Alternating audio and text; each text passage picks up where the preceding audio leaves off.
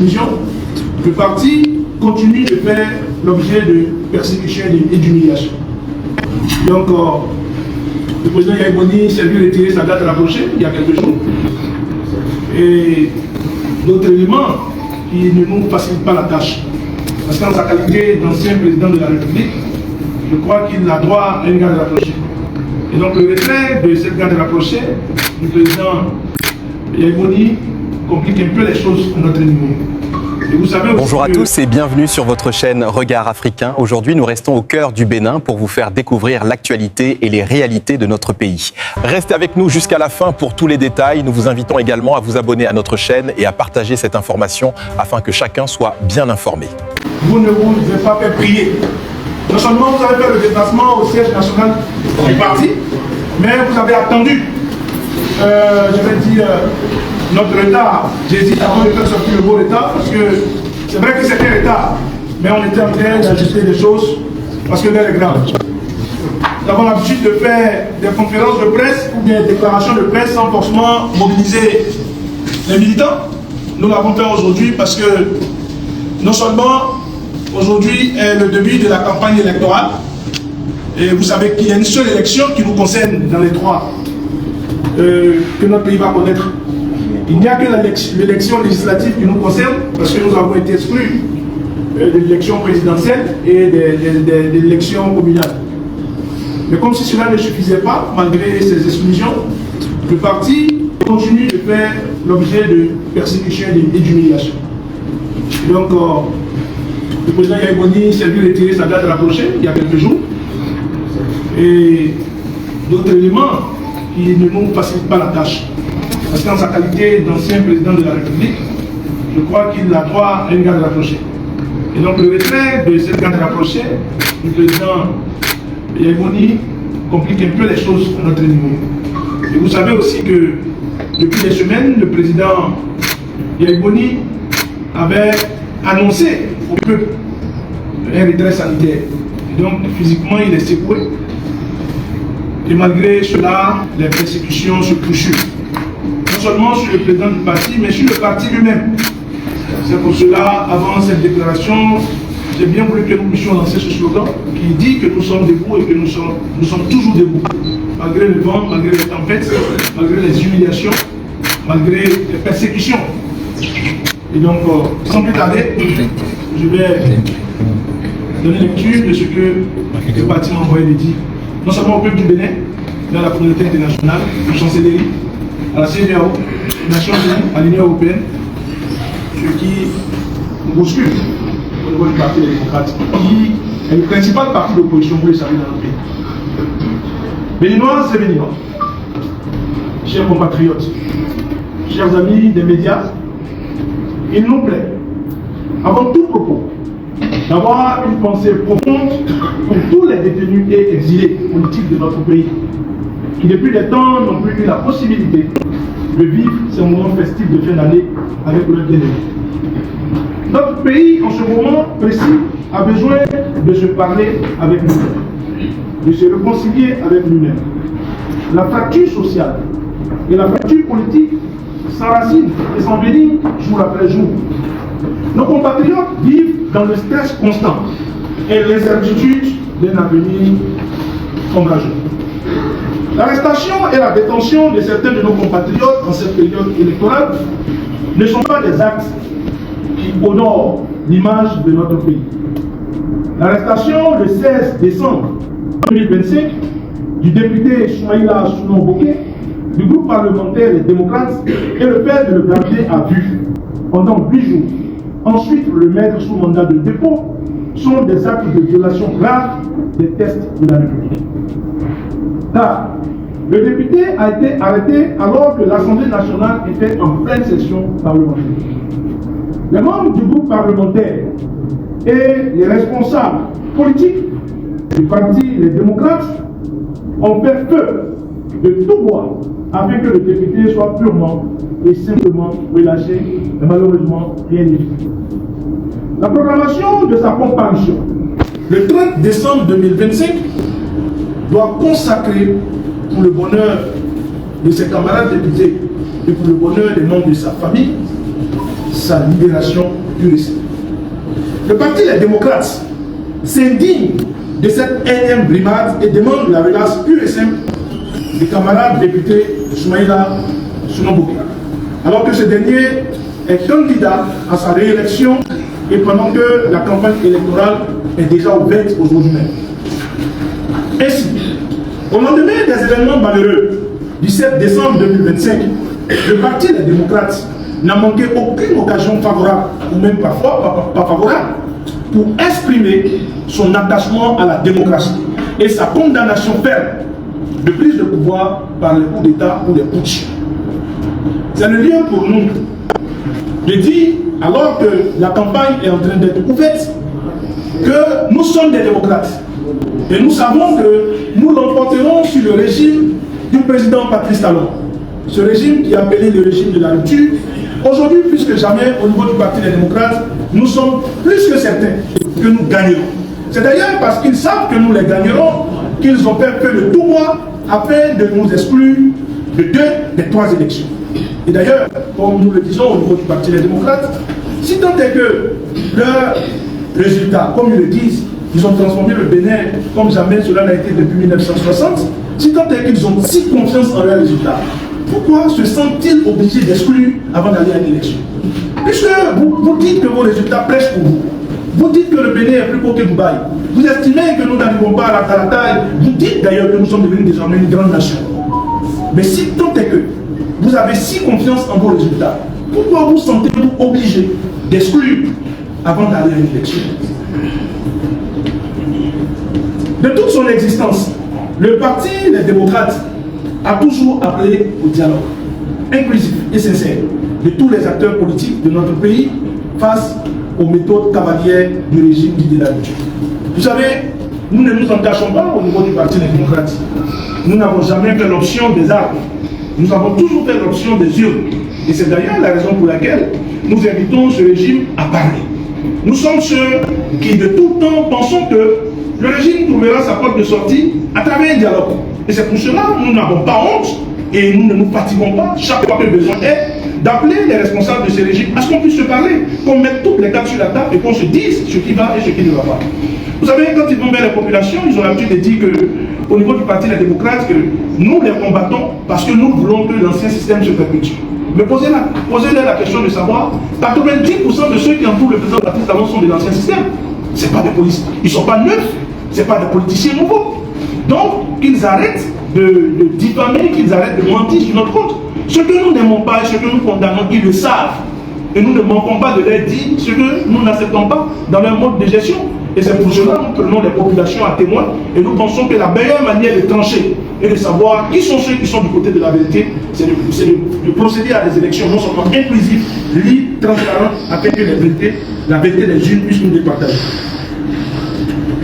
Dans la même veine, la deuxième session ordinaire du Parlement de la CEDEAO, qui s'est tenue du 1er au 13 décembre 2025, a recommandé le dialogue inclusif. C'est-à-dire, la CEDEAO a vu les efforts que nous battons tous les jours au niveau du Parti des démocrates. Et donc, le Parlement de la CEDEAO s'est réuni du 1er au 13 décembre 2025 et ils ont demandé au régime de Cotonou de procéder à un dialogue inclusif concernant la situation politique de notre pays. Le 19 décembre 2025, c'est-à-dire après la CEDEAO, il y a eu les Nations Unies, le 19 décembre 2025, qui ont appelé le gouvernement du président Patrice Talon à la tenue de dialogue élargi et à la nécessité d'une large consultation et d'une grande transparence sur le processus de réforme constitutionnelle et de gouvernance. Et donc aujourd'hui, le monde entier est en train de voir ce que nous disions depuis 10 ans. Nous disions depuis 10 ans que le régime de Cotonou était un régime fermé. C'était un régime qui jouait avec les concepts, c'était un régime qui n'a pas ouvert le jeu, mais à l'international, les gens ne nous croyaient pas. Aujourd'hui, le Parlement de la CEDEAO vient de dire que le Bénin doit tout faire pour qu'il y ait un dialogue inclusif. Mais on dira que c'est seulement que la CEDEAO. Après la CEDEAO, les Nations Unies, c'est-à-dire pratiquement une semaine après la CEDEAO, les Nations Unies, le 19 décembre 2025, ont trouvé l'utilité d'inviter le régime de Cotonou à aller à un dialogue inclusif. On ne peut pas gouverner de cette manière en se fermant et en excluant les autres, comme si on avait le monopole de la vérité exclusive. Et donc, si nous on se trompait, la CEDEAO ne se trompe pas. Sinon, on se trompait, les Nations Unies ne se trompent pas. Et donc, les Nations Unies et la CEDEAO appellent, tout comme le Parti des démocrates le faisait auparavant, à ce que le dialogue puisse être un dialogue inclusif. Et que les réformes de ce régime puissent être des réformes inclusives. Parce que ce sont des réformes exclusives. Vous savez, depuis mars 2024, nous avons sur tous les toits dénoncé ce code électoral. Nous avons dénoncé de toutes nos forces ce code électoral. Avec nous, des organisations telles que le clergé catholique a dénoncé aussi ce code électoral. Nous avons dit depuis plus d'une année que c'est un code électoral chrysogène, qui ne nous permettra pas de faire des élections inclusives. Mais aujourd'hui, nous sommes tous en train de voir ce que nous avons anticipé, ce que nous avons anticipé.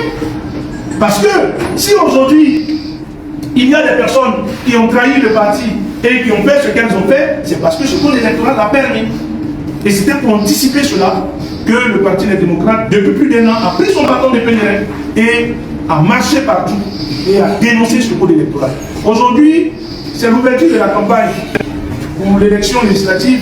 Et vous savez très bien que si nous ont laissé aller à cette élection législative, c'est parce que quelque part ils se disent que nous serons dans l'incapacité d'avoir 20% dans les 24 circonscriptions électorales. Et donc, là où ils savaient qu'on pouvait avoir plus de la moitié des mairies, et là où ils savaient qu'ils seraient en difficulté pour l'élection présidentielle, ils nous ont exclus.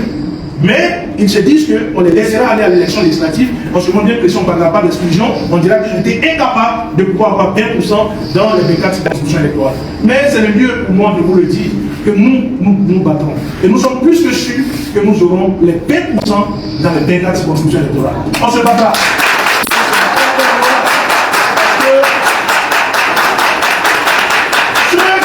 Cela, c'est le peuple.